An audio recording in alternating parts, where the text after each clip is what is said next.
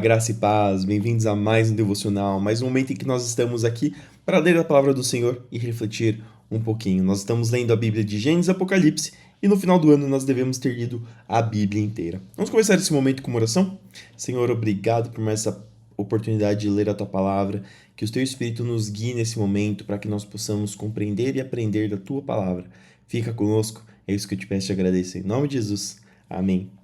E hoje nós vamos continuar lá em Juízes, livro de Juízes, capítulo 7. Lembrando que ontem nós estávamos lendo em Juízes 6 a história de Gideão. E Gideão foi aquele homem que era o menor da tribo de Manassés, aquele que era o menos importante, mas ainda assim foi escolhido para o Senhor para ajudar a livrar o povo de Israel dos midianitas. E hoje nós continuamos, tanto Gideão quanto o Jerubbaal tem o mesmo nome. Gideão recebeu o nome de Jerubbaal depois que ele derrubou o altar de Baal e o poste de Acerá. Então, tanto Jerubbaal quanto Gideão descrevem Gideão. E vamos lá, em Juízes 7, que diz assim: Jerubbaal, isso é, Gideão, e todo o seu exército se levantaram de madrugada e acamparam junto à fonte de Harod. Os exércitos de Midian estavam acampados ao norte deles, no vale perto da colina de Moré. O Senhor disse a Gideão: Você tem guerreiros demais. Se eu deixar todos vocês lutarem contra os midianitas, Israel se vangloriará diante de mim, dizendo que se libertou por sua própria força. Portanto, diga ao povo: quem estiver com medo e assustado, pode deixar este monte e voltar para casa.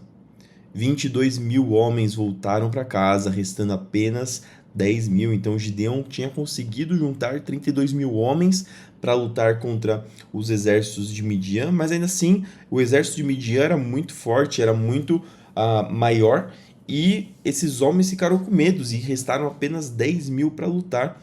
Então nós vemos aqui que o Senhor não quer que Israel ache que ele foi vitorioso por conta da própria força, mas ele quer mostrar a sua glória. Ele já escolheu Gideão, que era o menor da tribo de Manassés. A tribo de Gideão era a menor da tribo de Manassés, e Gideão, mesmo dentro da sua tribo, não tinha importância. Isso nós vimos lá no capítulo 6. E mesmo assim, o Senhor está falando: vocês ainda são demais. Eu posso fazer muito mais com muito menos. Vocês acham que a força vem de você? Não, a força vem de Deus. E da mesma forma, às vezes nós nos sentimos pequenos, mas Deus está falando assim: pelo meu poder, você pode ser muito menor, que eu garanto a vitória. Verso 4: O Senhor, porém, disse a Gideão: seu exército ainda está grande demais. Desça com eles até a fonte, e eu os provarei para determinar quem irá com você e quem não irá. Quando Gideão desceu com os guerreiros até a fonte, o Senhor lhe disse: separe os homens em 2 grupos. Num grupo, coloque todos que bebem água nas mãos, lambendo como fazem os cães. No outro grupo, coloque todos que se ajoelham e põem a boca na água para beber. Apenas 300 homens beberam água das mãos. Os demais se ajoelharam e puseram a boca na água. O Senhor disse a Gideão: com esses 300 homens, eu livrarei Israel e entregarei os midianitas em suas mãos. Mande para casa os demais.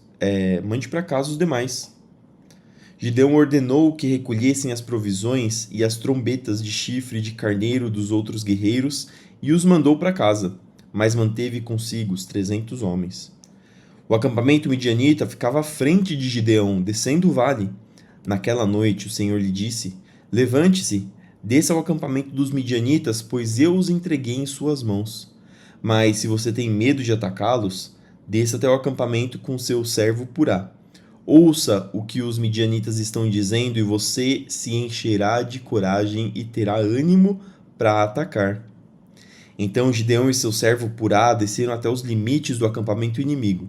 Os exércitos de Midian, de Amaleque e dos povos do leste cobriam o vale como uma nuvem de gafanhotos. Seus camelos eram tão numerosos como os grãos de areia da praia, impossíveis de contar. Gideão se aproximou no exato momento em que um homem contava um sonho a seu amigo. O homem disse: tive um sonho. no qual um pão de cevada veio rolando para dentro do acampamento midianita. Então bateu numa tenda e ela virou, desmontando-se. O amigo respondeu: O sonho só pode significar uma coisa: a espada de Gideão, filho de Joás, o israelita.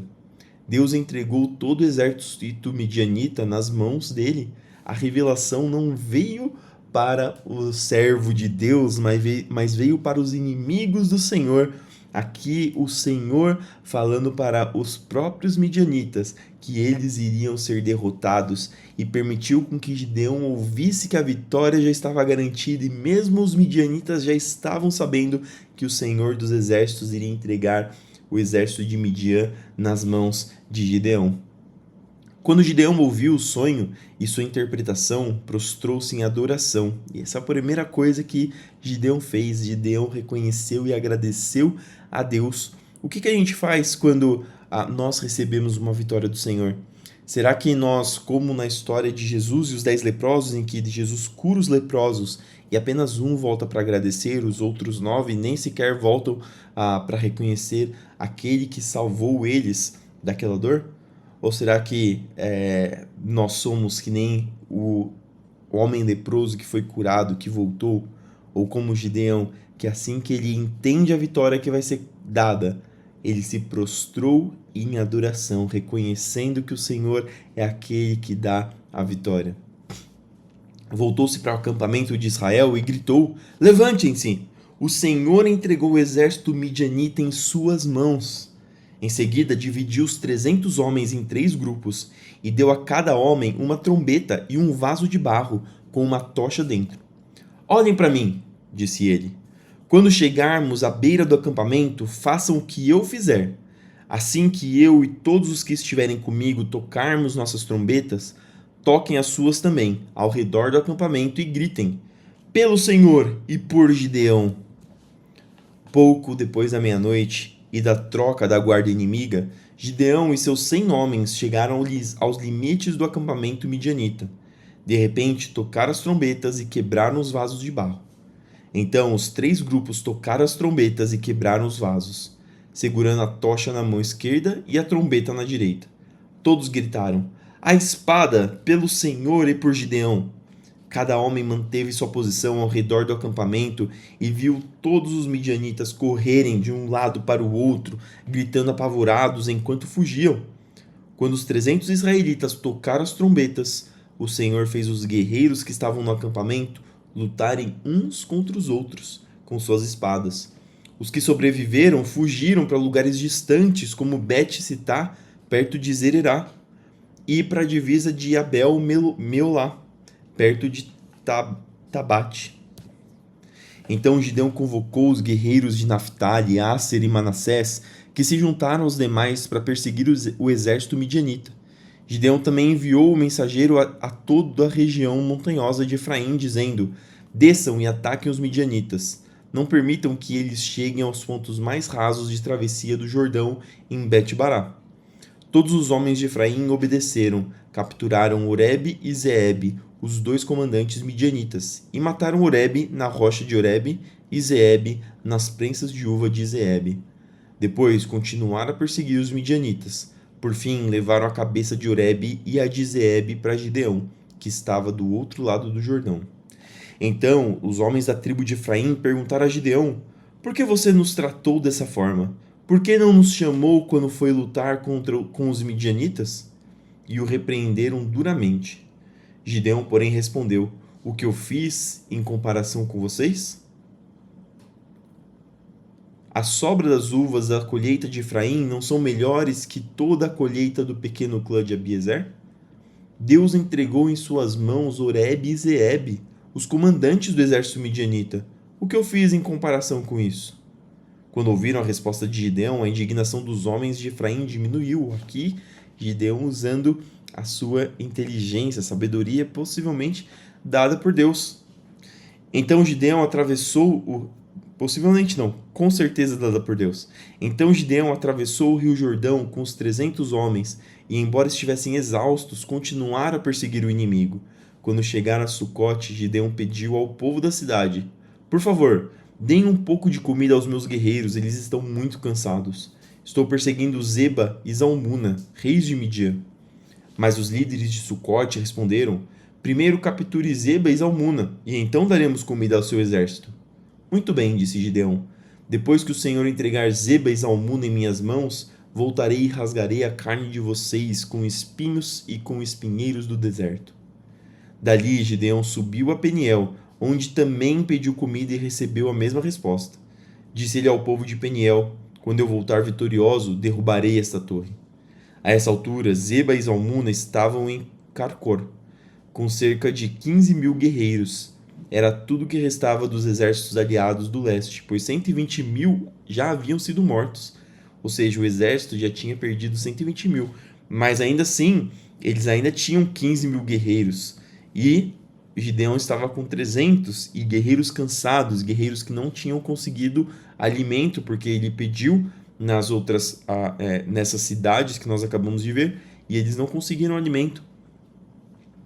Gideão subiu pela rota das caravanas a leste de Noba e Jogbeá, e atacou de surpresa o exército midianita. Zeba e Zalmuna, os dois reis midianitas, fugiram, mas Gideão os perseguiu e os capturou, derrotando seu exército. Gideão, filho de Joás, voltou da batalha pelo desfiladeiro de Heres. Ali capturou um jovem de Sucote e exigiu que ele escrevesse o nome dos 77 oficiais e autoridades da cidade. Então Gideão retornou a Sucote e disse ao povo: aqui estão Zeba e Zalmuna. Quando estivemos aqui antes, vocês zombaram de mim e disseram: primeiro capture Zeba e Zalmuna, e então daremos comida aos seus guerreiros exaustos. Gideão prendeu as autoridades da cidade e os castigou com espinhos e espinheiros do deserto. Também derrubou a torre de Peniel e matou os homens da cidade. Lucas 23, do 13 ao 43. Então Pilatos reuniu os principais sacerdotes e outros líderes religiosos, juntamente com o povo, e anunciou seu veredito: vocês me trouxeram este homem acusando de liderar uma revolta. Eu o interroguei minuciosamente a esse respeito na presença de vocês, e vejo que não há nada que o condene. Herodes chegou à mesma conclusão e o enviou de volta a nós. Nada do que ele fez merece a pena de morte. Nada que ele fez merece a pena de morte, portanto, ordenarei que seja açoitado e o soltarei. Era necessário libertar-lhes um prisioneiro durante a festa da Páscoa. Um grande clamor se levantou da multidão e uma só voz gritou: mate-o, solte-nos Barrabás. Esse Barrabás estava preso por ter participado de uma revolta em Jerusalém contra o governo e ter cometido assassinato. Então aqui o povo estava tão cego que eles estavam pedindo para que libertassem o assassino do que libertassem Jesus. Aqui o povo que estava sendo incitado pelos líderes religiosos, por aqueles que tinham sido condenados por Jesus. Jesus estava pregando para eles, trazendo as boas novas, e essas boas novas tinham incomodados, e esses homens fizeram com que o povo gritasse pedindo para que matassem Jesus. Talvez muitos desse povo nem sabia direito quem que era Jesus, nem tinha escutado os ensinamentos de Jesus, estavam simplesmente cegos por aquilo que os líderes estavam acusando. Então, por que a gente tome cuidado? Porque nem sempre os líderes eles estão corretos. Nesse caso, eles estavam errados, eles estavam crucificando o Salvador, eles estavam crucificando o próprio Deus, e o povo que o seguiu acabou cometendo esse mesmo erro, mesmo que eles não soubessem. Então, não estou dizendo que não devemos confiar em liderança nenhuma, mas ao mesmo tempo nós temos a responsabilidade de avaliar aquilo que está sendo dito, avaliar através das escrituras que foram nos dadas como referência para que nós possamos conhecer a vontade e a verdade de Deus, e dessa forma nós conseguimos, por conta pela capacidade que o Espírito nos dá como indivíduos, como filhos de Deus, para que nós possamos julgar também a verdade, para que nós possamos ter o próprio julgamento. Lógico que nós temos que entender que muitas vezes aqueles que estão acima são pessoas que que têm muito conhecimento, que já estudaram muito, e muito possivelmente eles têm uma visão melhor das escrituras, mais claras das escrituras. Isso não significa que em algum momento alguma liderança não possa errar. Então nós temos que ficar muito atentos para que nós também aprendamos a palavra. Isso também serve para que nós possamos exercer a nossa dever de espalhar o reino, porque nós precisamos ter esse conhecimento para que nós possamos pregar para os outros, para que nós possamos falar do amor e da salvação de Deus para as outras pessoas. Então, nós nunca perdemos quando nós aprendemos sobre a Bíblia, quando nós aprendemos sobre as Escrituras, quando nós analisamos com cuidado e pedimos para que o Espírito Santo nos guie nesse ensinamento, nesse aprendizado. Pilatos discutiu com eles, pois desejava soltar Jesus. Eles, porém, continuaram gritando: "Crucifique-o! Crucifique-o!" Pela terceira vez ele perguntou: "Por quê? Que crime ele cometeu?" "Não encontrei motivo para condená-lo à morte. Portanto, ordenarei que seja açoitado e o soltarei." A multidão gritava cada vez mais alto, exigindo que Jesus fosse crucificado. E seu clamor prevaleceu. Então Pilatos condenou Jesus à morte, conforme exigiam. A pedido deles, libertou Barrabás, o homem preso por revolta e assassinato. Depois entregou-lhes Jesus para fazerem com ele o que quisessem. Enquanto levavam Jesus, um homem chamado Simão de Cirene vinha do campo. Os soldados o agarraram, puseram a cruz sobre ele e o obrigaram a carregá-la atrás de Jesus. Uma grande multidão o seguia, incluindo muitas mulheres aflitas que choravam por ele. Mas Jesus, dirigindo-se a elas, disse: "Filhas de Jerusalém, não chorem por mim, chorem por si mesmas e por seus filhos, pois estão chegando os dias em que dirão: felizes as mulheres que nunca tiveram filhos e os seios que nunca amamentaram. Suplicarão aos montes: caiam sobre nós, e pedirão às colinas: soterrem-nos. Pois se fazem essas coisas com a árvore verde, o que acontecerá com a árvore seca?" 2 outros homens, ambos criminosos, foram levados com ele, a fim de também serem executados. Quando chegaram ao lugar chamado Caveira, o pregaram na cruz. Os criminosos também foram crucificados, um à sua direita e outro à sua esquerda. Jesus disse: "Pai, perdoa-lhes, pois não sabem o que fazem." Mesmo Jesus tendo sido acusado injustamente, mesmo tendo recebido o castigo que ele não merecia, mesmo ele estando cercado de pessoas que queriam o seu mal, ele ainda olhou para aquelas pessoas e com compaixão, entendendo que essas pessoas estavam perdidas e precisavam ser resgatadas, ele falou: "Pai, perdoa-lhes, pois não sabem o que fazem." E Jesus fala isso para nós também. Quando nós pecamos, quando nós erramos, Jesus fala: "Pai, perdoa, porque não sabem o que fazem." E o sacrifício de Jesus é para mim, é por você. Jesus morreu para que nós pudéssemos ter livre acesso ao Pai, para que nós pudéssemos ser perdoados dos pecados que nós não tínhamos condições de pagar. Quando chegaram no lugar chamado Caveira, "Pai, perdoa-lhes, pois não sabem o que fazem." E os soldados tiraram sortes para dividir entre si as roupas de Jesus. A multidão observava e os líderes zombavam. "Salvou outros? Salve-se a si mesmo. Se é o Cristo, escolhido de Deus", diziam. Os soldados também zombavam dele, oferecendo-lhe vinagre para beber. Diziam: "Se você é rei dos judeus, salve a si mesmo." Uma tabuleta presa acima dele dizia: "Este é o rei dos judeus." Um dos criminosos, de pendurado ao lado dele, zombava: "Então você é o Cristo? Salve a si mesmo e a nós também." Mas o outro criminoso repreendeu: "Você não teme a Deus? Nem mesmo ao ser condenado à morte? Nós merecemos morrer por nossos crimes, mas este homem, ele não cometeu mal algum."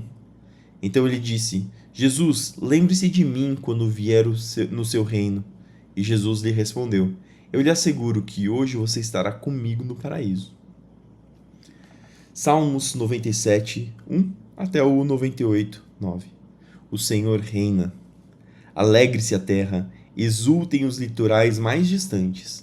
Nuvens escuras o cercam, justiça e retidão são a base de seu trono. Fogo se espalha diante dele, queimando todos os seus inimigos. Seus relâmpagos iluminam o mundo, a terra o vê e estremece. Os montes derretem como cera diante do Senhor de toda a terra.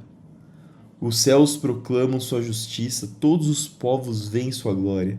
Sejam envergonhados os que adoram ídolos, os que contam vantagem de seus deuses inúteis, pois todos os deuses se prostram diante dele. Sião ouviu e se alegrou, e todas as cidades de Judá exultam, por causa de tua justiça, ó Senhor. Pois tu, Senhor, és supremo sobre toda a terra, és exaltado muito acima de todos os deuses. Vocês que amam o Senhor, odeiem o mal. Ele protege a vida de seus fiéis e os resgata da mão dos perversos. A luz brilha sobre os justos, e a alegria sobre os que têm coração íntegro. Alegrem-se no Senhor todos os justos e louvem seu santo nome. 98. Salmo. Cantem ao Senhor um cântico novo, pois ele fez maravilhas. Sua mão direita e seu braço santo conquistaram a vitória. O Senhor anunciou seu poder de salvar e revelou sua justiça às nações. Lembrou-se de seu amor e fidelidade a Israel. Os confins da terra viram a vitória de nosso Deus. Aclamem ao Senhor todos os habitantes da terra. Louvem-no em alta voz com alegres cânticos. Cantem louvores ao Senhor com a harpa e com cânticos harmoniosos, com trombetas e ao som de cornetas. Exultem e cantem diante do Senhor, o Rei. Deem gritos de louvor o mar e tudo o que nele há, e também a terra e todos os seres vivos. Os rios batam palmas e os montes cantem de alegria diante do Senhor, pois ele vem julgar a terra, julgará o mundo com justiça e as nações com imparcialidade.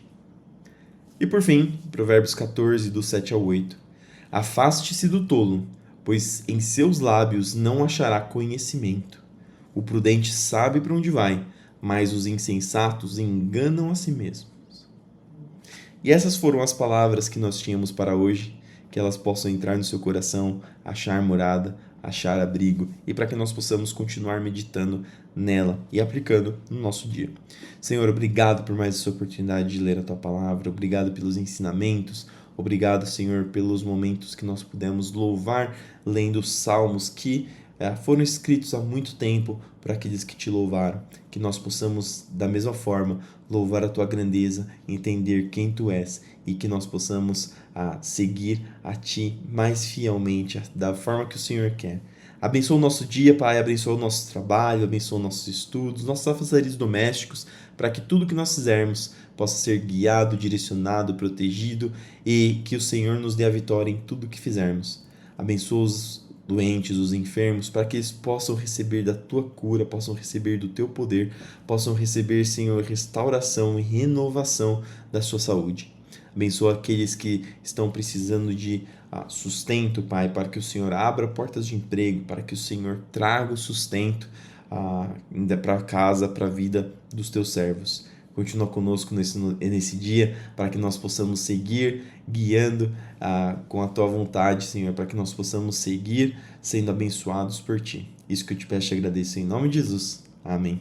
Que Deus te abençoe, que tudo que você fizer prospere e não se esqueça que nós temos que fazer tudo para a glória do Senhor. Fique com Deus e até amanhã para mais um devocional.